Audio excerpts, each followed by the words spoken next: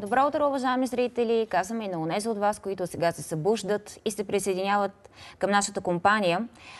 За закона като рамка в правовата държава, която показва и посочва и правата и задълженията на всеки един от нас, но и като врата в полето, която всеки се опитва да заобиколи.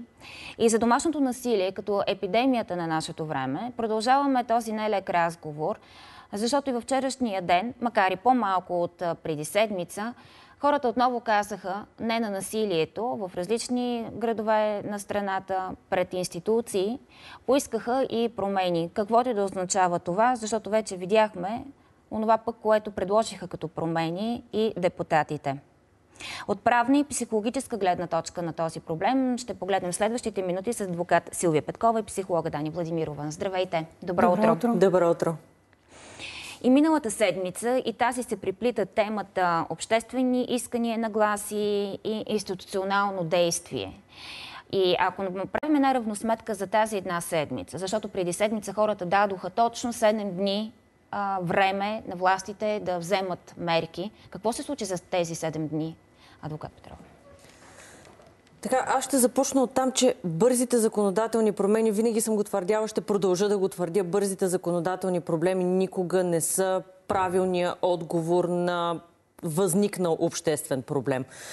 В крайна сметка, така, тенденцията в последните години да се приема законодателство по така наречената бърза писта, всъщност разкрива така два проблема.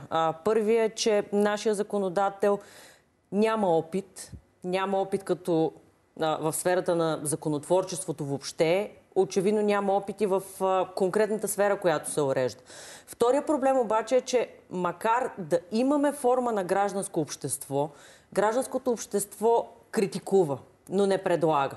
А всъщност всеки един български гражданин има право да предложи на Народното събрание някаква правна уредба, която смята, че е необходима. Всеки един български граждан има право да даде становище по всеки един проект на закон. Именно поради тази причина всеки проект на закон се публикува на страницата на Народното събрание. Всяко едно становище се отразява, като също се публикува на страницата на Народното събрание. И разбира се, народните представители имат задължение поне да го обсъдят в съответната комисия, в която е водеща спрямо този законопроект. Съответно, разбира се, ролята на гражданското общество е да критикува, но едновременно с това неговата роля е и да предлага. Само, че по-малко предлагаме, като че или повече критикуваме, поне такива са ни наблюденията до сега.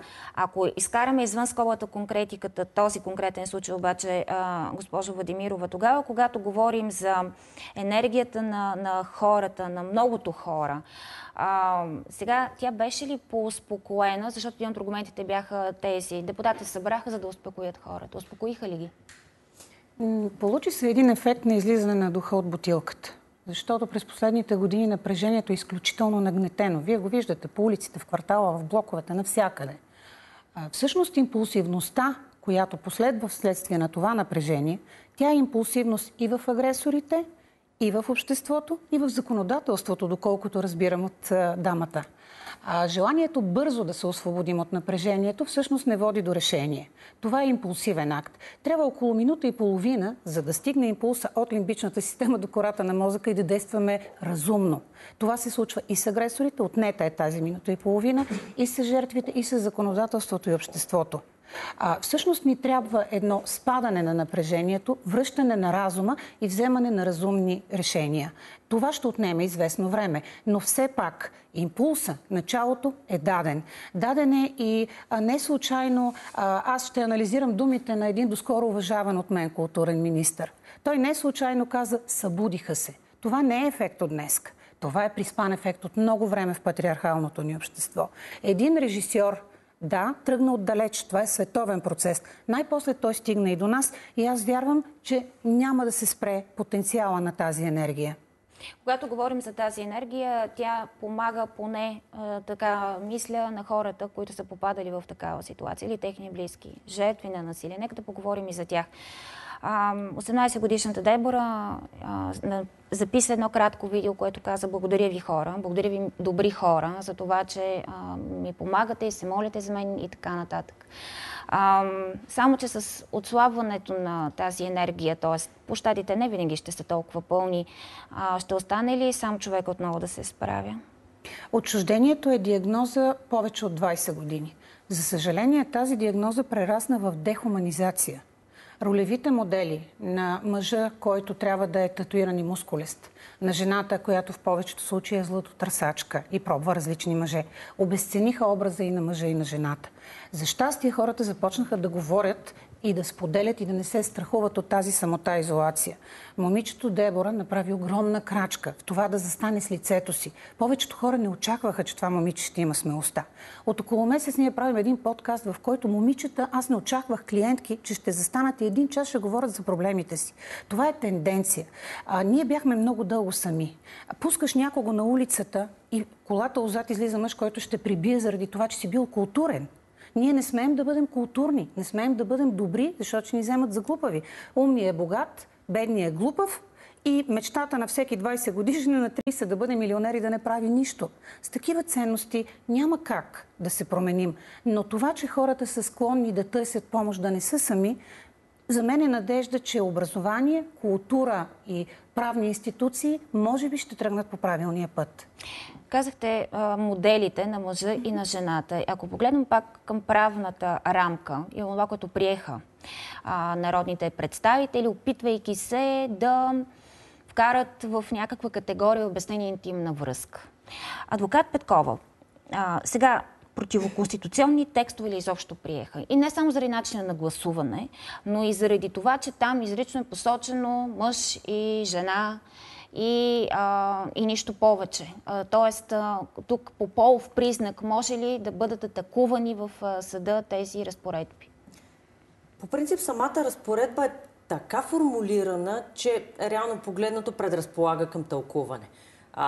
Всички знаем, че идеята на законодателя, т.е. по-скоро на част от законодателя, беше да се изключат еднополовите двойки от закрила, за да може по един или друг начин да не се прокарва пътя за уреждане на еднополовите отношения въобще. И прословутата Истанбулска конвенция. И прословутата Истанбулска конвенция, която дума няма нито за трети пол, нито за еднополови бракове. Всъщност Истанбулската конвенция, нали, отварям една скоба, Истанбулската конвенция просто предоставя закрила за всички, без значение от тяхната сексуална ориентация. Но използвайки понятието джендър, което за някой означава не биологичен признак и пол, а социален пол. И там е проблема.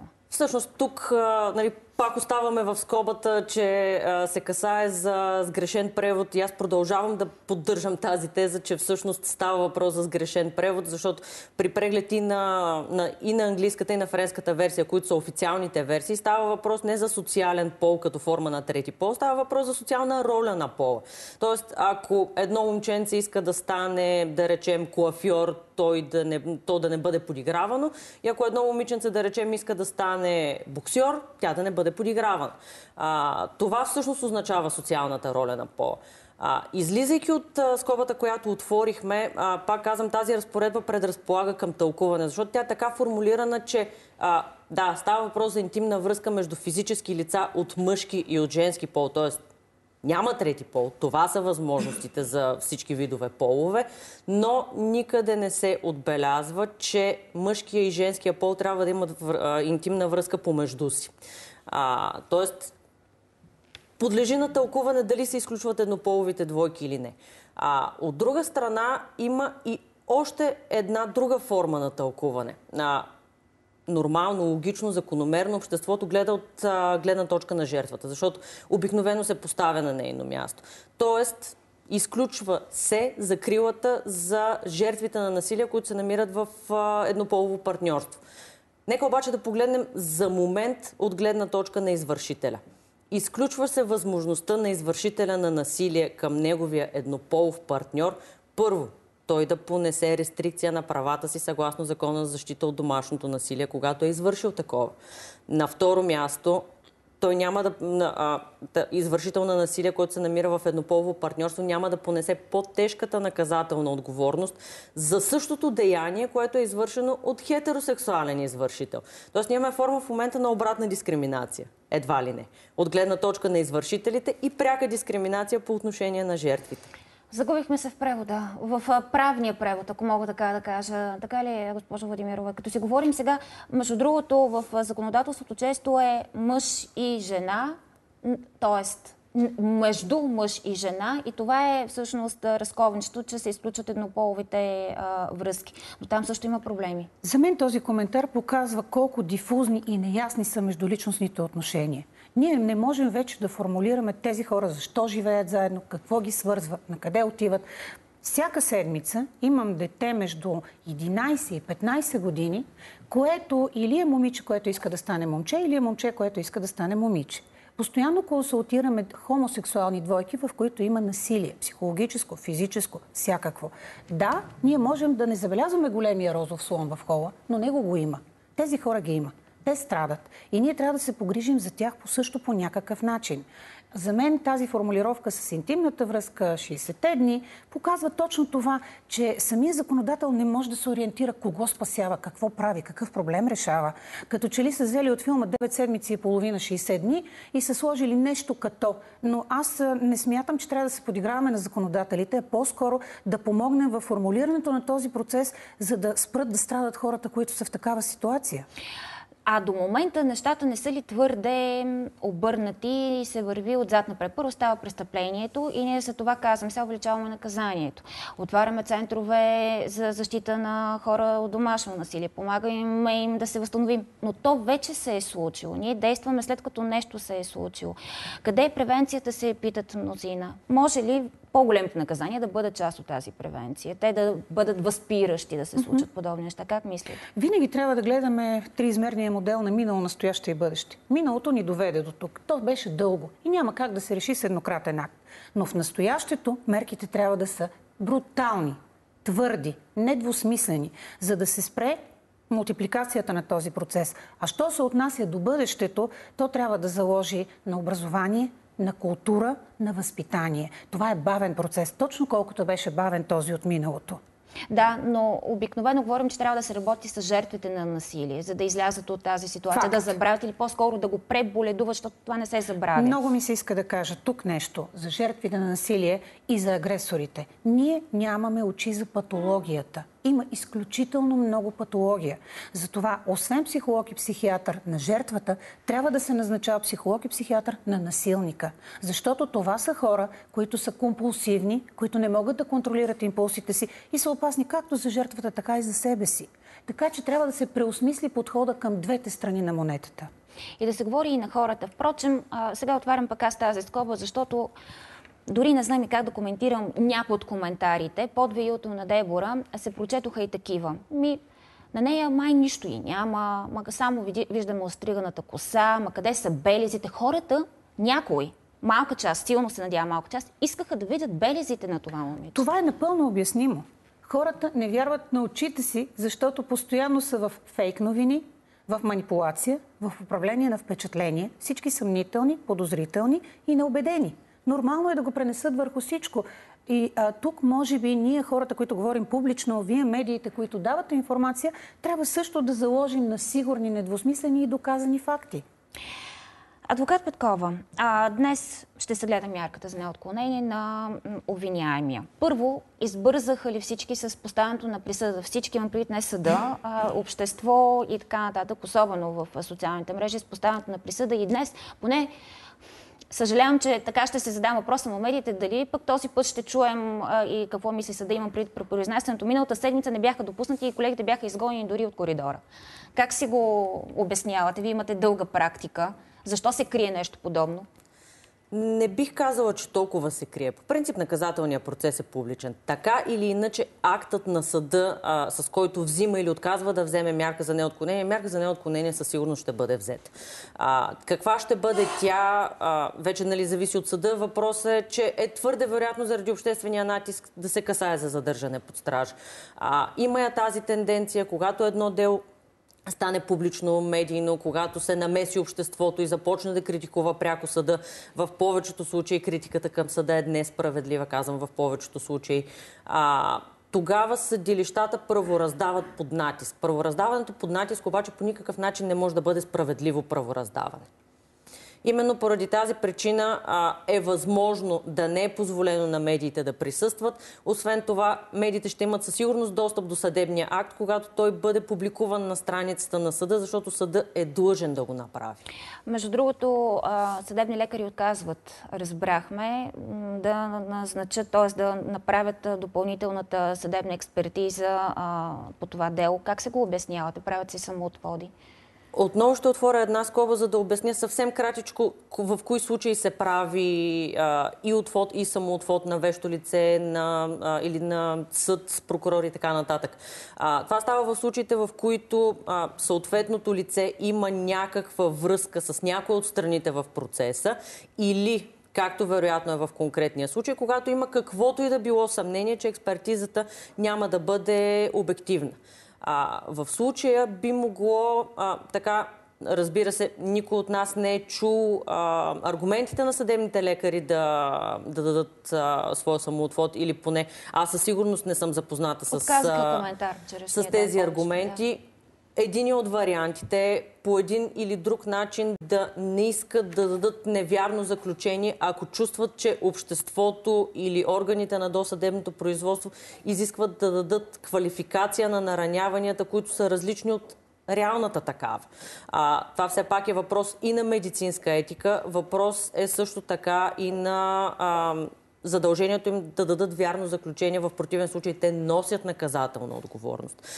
За тях при всички случаи би било по-добре да си дадат самоотвод, когато има такъв риск или когато усещат, че се намират в такъв риск, отколкото да дадат умишлено невярно заключение под натиск и евентуално в последствие да носят наказателна отговорност за това. Впрочем, ако е грешно заключението или анализа, който са направили, ако това се е случило, то дори да не е съзнателно, а пък ако е съзнателно, трябва да им се търси и съдебна отговорност, нали така? При всички случаи, когато умишлено бъде дадено невярно заключение, се търси наказателна отговорност. Да, казвам го, защото беше уволнен предишния съдебен лекар, но до толкова сега пак като обществена реакция най-вероятно. Това отново е поне лично по мое мнение, като експерт в сферата, че не биваше да се случва. Защото в крайна сметка съдебният лекар е дал такова заключение, каквото е преценил. Той не бива да носи отговорност не и такава за преценката си.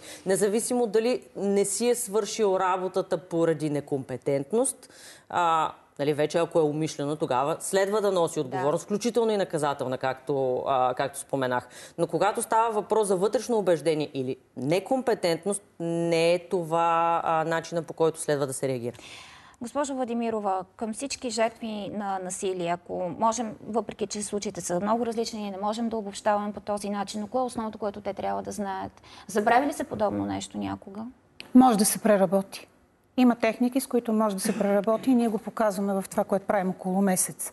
Може да се преработи. Факт обаче е, че трябва да образоваме младите хора за това какво е позволено да се върши с тях и какво е непозволено. Дали ограничаването, дали следенето, дали изолацията са признаци на любов или на психопатология в обекта от среща. Агресията има инструментален характер. Тя изтезава точно толкова и агресора. Той има стеснено поле на съзнание в момента, в който го върши, и липса на контрол върху импулсите. Поставянето на граници, на рамки, на това законодателство, мерки в момента, в настоящето, ще помогне и на двете страни. Защото когато аз знам, че не мога по този начин да разреда импулса, аз ще търся друго решение. А жертвата ще има способността да се опре и да намери друга форма на живот, а не на зависимост. Така че надявам се, че мерките, които ще вземе законодателството на открити или закрити врати, ще сложи някаква рамка и ще ни вкара в някаква система на норми, на правила и на смислен живот, защото ние се изгубихме. Много жени споделиха и с нас своите истории и това пък на мен ми даде да разбера колко е тънка, но огромна разликата в изречението моя си. Моя си като изблик на любов, на точно преданост, на съпреживяване и моя си като обсебване, като нещо, на което аз имам право. И трябва да правя тази разлика в това изречение жените, а и не само жените, струва ми се. Обяснимо е. Всеки сам си преценял. Да. Ние сме имали право на всичко, всеки си имал мнение. Всъщност, интеракцията между хората, границата между тях се разми.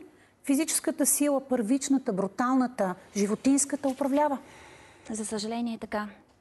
Благодаря ви много за този разговор. И то е с продължение, защото все повече, като говорим за това, струва ми се и даваме сили и на жертвите на насилие да говорят за това и да го преодоляват, но и на насилниците пък да знаят, че нищо ненаказано не остава. Благодаря ви. Продължаваме след минутка, уважаеми зрители.